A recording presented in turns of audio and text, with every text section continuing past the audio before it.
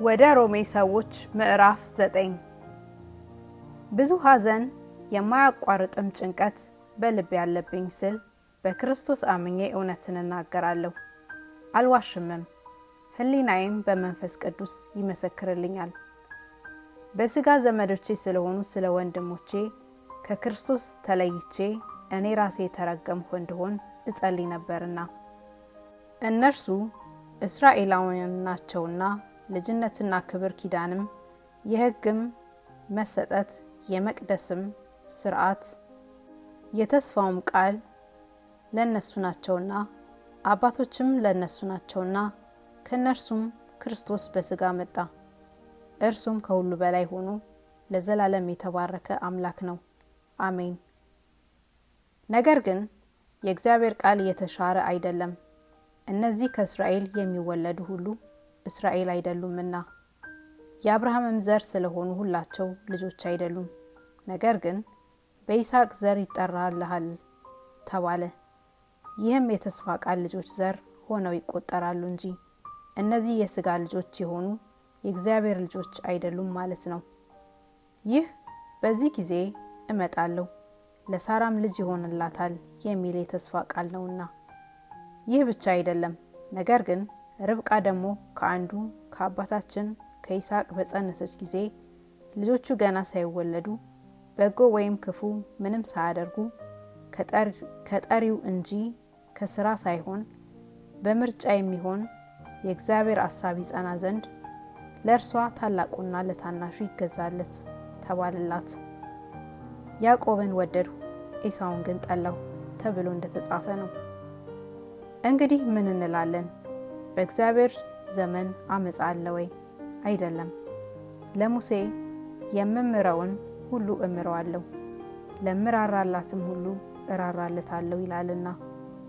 እንግዲህ ምሕረት ለወደደ ወይም ለሮጠ አይደለም፣ ከሚምር ከእግዚአብሔር ነው እንጂ።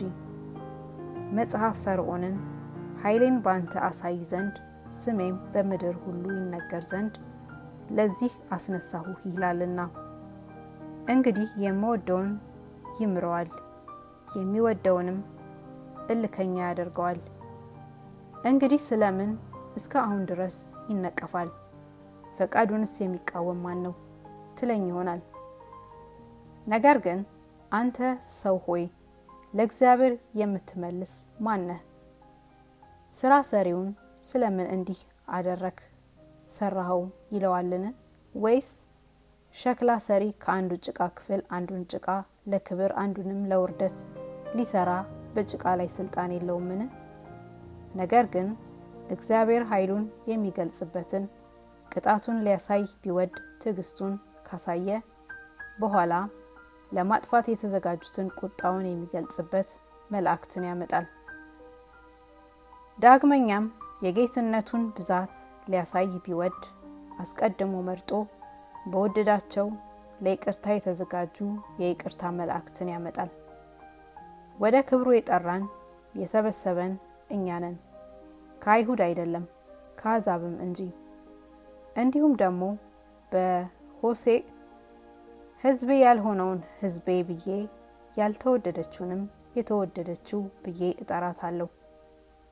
እናንተ ሕዝቤ አይደላችሁም በተባለላቸውም ስፍራ በዚያ የሕያው እግዚአብሔር ልጆች ተብለው ይጠራሉ ይላል።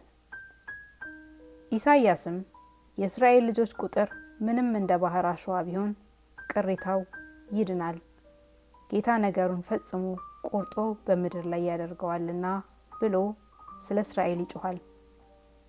ኢሳይያስም እንደዚሁ ጌታ ጸባኦት ዘር ባላስቀረልን እንደ ሰዶም በሆንን ገሞራንም በመሰልን ነበር ብሎ አስቀድሞ ተናገረ።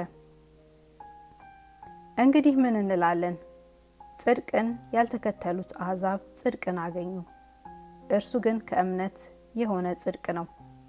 እስራኤል ግን የጽድቅን ሕግ እየተከተሉ ወደ ሕግ አልደረሱም። ይህስ ስለምንድን ነው? በሥራ እንጂ በእምነት ጽድቅን ስላልተከተሉ ነው። እነሆ በጽዮን የእንቅፋት ድንጋይና የማሰናከያ አለት አኖራለሁ፣ በእርሱም የሚያምን አያፍርም ተብሎ እንደተጻፈ በእንቅፋት ድንጋይ ተሰናከሉ።